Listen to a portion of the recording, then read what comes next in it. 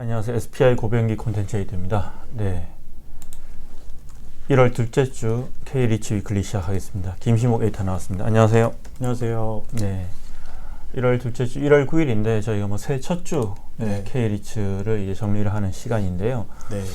뭐 작년 한 해 되게 어려웠습니다. 어려웠는데 네. 근데 이제 지난주 보니까 그래도 뭐 상당히 이제 많이 올랐네요. 전반적으로. 네. 일단 K-리츠 시황 한번 브리핑 해 주시죠. 네. 알겠습니다.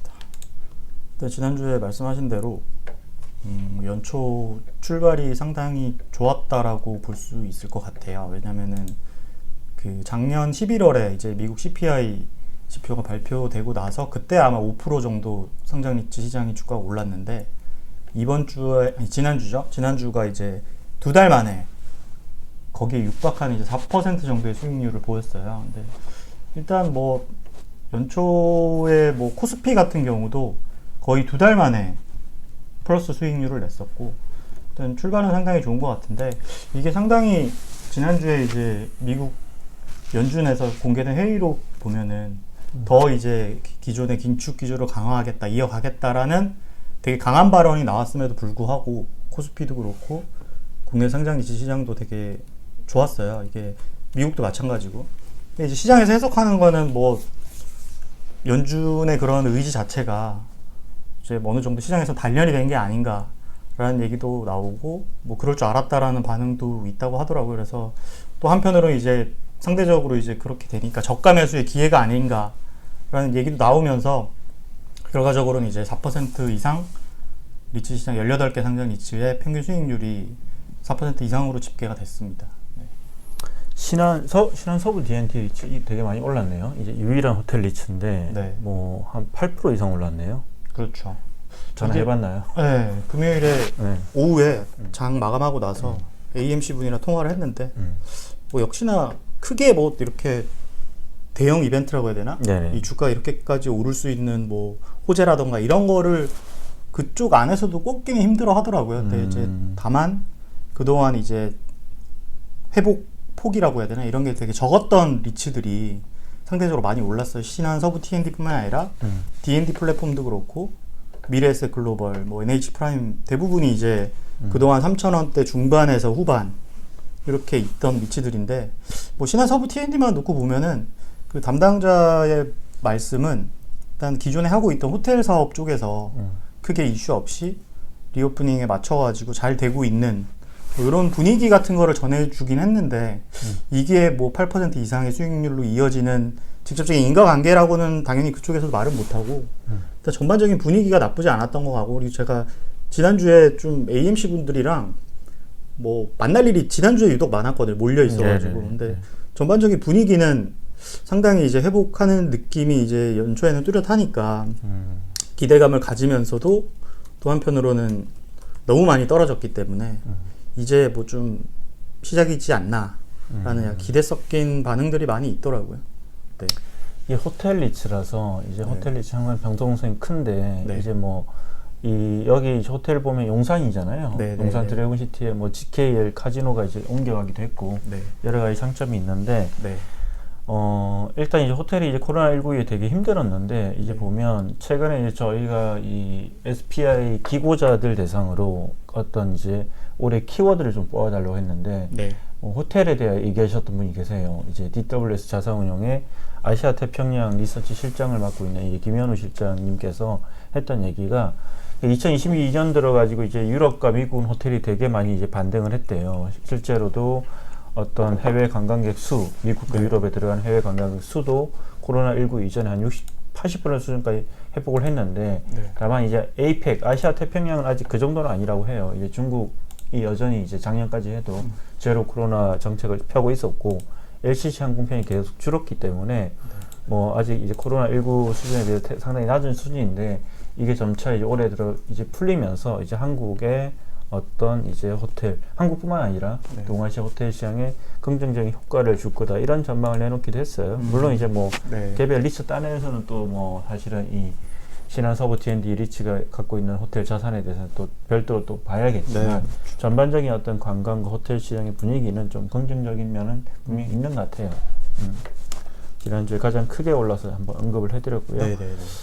신한 알파리츠는 오랜만에 또 7,000원을 회복했네요. 보니까 금액으로 보면. 그렇죠. 이게 되게 재밌는 포인트는 제가 뭐 10월 저점을 찍고 이후에 연말까지 회복세가 완만하게 진행된다라고 여러 차례 말씀을 드렸는데 그 기간에 신한 알파리츠 같은 경우는 주가가 오히려 하락한 곳이거든요. 아마 네. 유일할 거예요. 네. 이게 보면은 뭐 일단 다른 리츠들이 많이 하락했을 때 신한 알파리츠는 상당히 견고하게 주가가 네네. 움직였었는데 이게 이제 그때 용산 더 프라임 타워 매각 자체가 좀 지연되고 딜레이 연기되면서 그 영향도 있는데 기본적으로는 이제 그 신한 알파리츠 같은 경우는 주가 많이 안 떨어졌기 때문에 상대적으로 좀 뭐 높은 네네. 수준이었죠. 6,000원대 중반으로 기억을 하는데 그러다 보니까 그동안 반등이 되게 미미했던 오히려 하락했던 종목이었다가 이번 주에는 지난주에는 다시 그거를 만회를 했던 것 같은데 이게 신한 알파리츠만이 아니라 아까도 말씀드렸지만 전반적으로 주가가 좀 많이 그 연말 사이에 많이 떨어진 네. 곳이나 네. 회복세가 더뎠던 곳들이 많이 올랐어요. 신한 알파리츠도 마찬가지고 이게 아마 근데 남은 이슈가 하나 있잖아요. 이거 용산 더 프라임 타워가 지금 네. 매각 이슈도 있고 한데 아직까지 뭐 이렇게 공개라고 해야 되나 이런 부분은 없는데 계속 진행되고 있는 거죠. 네. 네. 근데 이제 얼마 전에 저도 우연히 이제 그냥 뭐 이런 블로그 글들을 보다가 이제 신한 알파리츠 투자자 분신 같아요. 이제 네. 써놓은 글을 봤는데 이제 신한 알파리츠가 2018년 8월 상장 이후에 유일하게 뭐 약속을 대부분 지켰다. 네. 뭐 유일하게 약속을 못 지킨 거는 이제 용산 더 프라임 그 타워 이제 매각 무산이 있는데 네. 뭐 사실 그거는 이제 일부러 그렇게 한 건 아니고 그만큼 시장 상황이 안 좋다는 건데 네. 이제 그만큼 이제 보면 전반적인 어떤 글의 기조를 보면 이제 신한 알파리츠에 대한 어떤 신뢰가 되게 높은 어떤 네. 그런 이제 분이셨어요. 네. 이제 한 5년이 지나다 보니까 그런 부분에 대한 평가도 조금씩 이루어지고 있는 것 같아요. 얼마나 리츠가 상장 때 투자자에 했던 약속을 지키는지. 네. 그래서 아마 신한 알파리츠가 어쨌든 뭐 여러 리츠가 있지만 지금 제일 고점을 이제 유지하고 있잖아요. 네. 제일 최고가를 유지하고 있는데 그런 것들이 그런 배경인 것 같습니다. 네.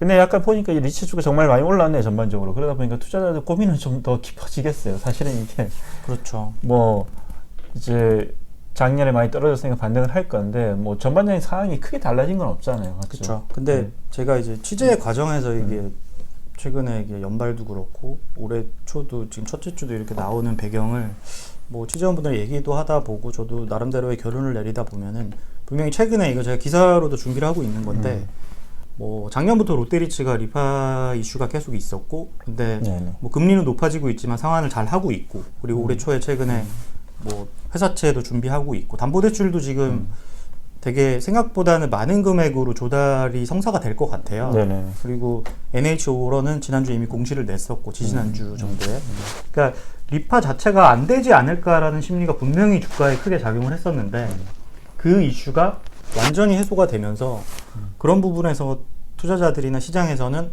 생각했던 우려했던 것만큼 리파 이슈가 대형 악재로 다가오진 않네라는 반응도 분명히 뭐 리츠 시장에 작용을 하고 있는 것 같아요. 그래서 리파이낸싱 자체는 큰 문제가 없나 보다라는 심리도 많이 생기는 것 같고 그리고 근데 금리는 확실히 높긴 높네요. 그쵸 높죠. 음. 근데 높은데 이게 또 사실 NH 오런이나 롯데리츠는 배당금 하락, 배당 수익률 하락에 대해서는 뭐 일찌감치 시장이 어느 정도 얘기를 했었고 실제로도 아마 올해 소폭의 하락은 있을 것으로 예상이 되고 있습니다. 네. 네. 알겠습니다. 네. 어쨌든 뭐 어려운 시기지만 각 리츠별로 이 리파이낸싱 이슈를 그래도 뭐 슬기롭게 잘 헤쳐나가고 있는 것 같긴 합니다. 네. 첫 주라서 이제 많은 얘기들이 있지는 않았는데 어쨌든 이제 1월 달에는 롯데리츠 리파이낸싱 이슈가 있기 때문에 네. 또 롯데리츠 관련 소식이 하나 있어요. 간단히 좀 정리 좀 해주시죠. 일단 뭐 저희 SPI에서 롯데리츠 관련해서 이제 리파이낸싱 이슈가 계속 있을 거라고 많이 이렇게 말씀을 드렸었는데 실제로 롯데리츠 같은 경우는 작년 하반기부터 차입금 상환을 해야 되는 어찌 보면 18개 상장 리츠 중에 가장 리파이낸싱 이슈에 직면한 곳이기도 했거든요. 근데 일단 작년에 뭐 만기가 다가오는 거에 대해서는 다 잘 롤오버를 했고 물론 금리는 올라갔지만 그리고 올해 초에도 이제 1월에 전자단기 사채랑 3월에 담보대출 상환 건이 있어요. 그래서 그 두 개만 합치면 거의 6,500억 원 정도인데 1월 중순에 아마 단기 사채가 2천억이 만기가 도래하는데 이제 롯데리츠 쪽에서는 이거를 3개월 단위로 롤오버를 하는 대신에 1년물 혹은 1.5년물 회사채로 지금 준비를 하고 있어요. 이게 이렇게 하는 이유가 아무래도 이제 1년 단위로 끊어버리면은 내년 1월까지 혹은 내년 7월까지는 그 차입금에 대한 상한 이슈는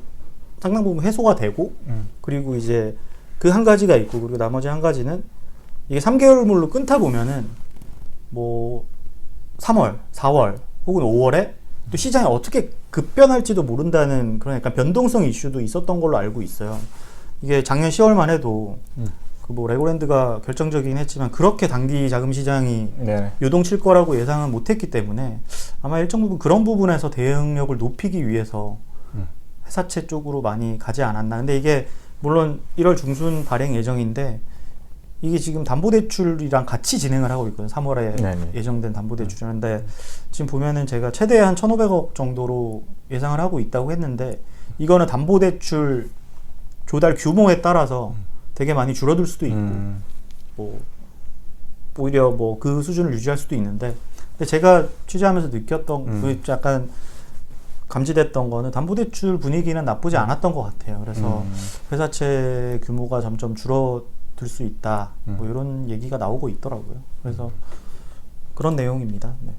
알겠습니다. 이번 주 K리치 위클리는 여기서 마무리하도록 하겠습니다. 고맙습니다. 감사합니다.